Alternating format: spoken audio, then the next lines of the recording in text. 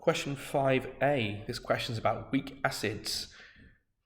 The Ka values of 3 weak acids are shown in table 20.1. So we've got iodic acid, propanoic acid, and hydrocyanic acid. Calculate the pH of 0.08 moles per decimeter cubed propanoic acid and give your answer to 2 decimal places. Remember, pHs should always be given to 2 decimal places regardless of whether they tell you to or not. It's a weak acid, so we cannot just simply put the concentration into our calculators and convert it to pH, because the weak acids do not fully dissociate, so the concentration of hydrogen ions is not going to be equal to the concentration of the acid itself.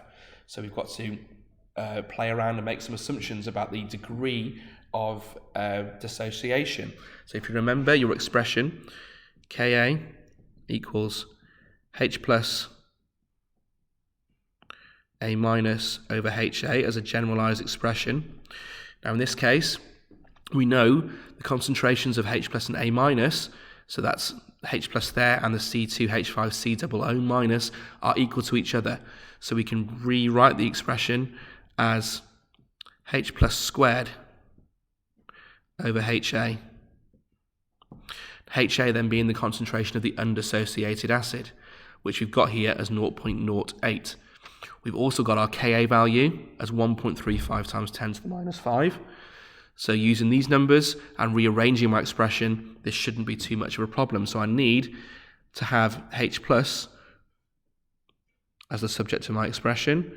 So because it's squared, I'll need to square root the whole thing, Ka times by HA, which is 1.35 times 10 to the minus 5, multiplied by 0.08, all square rooted, which gives me an answer of 1.039 times 10 to the minus 3.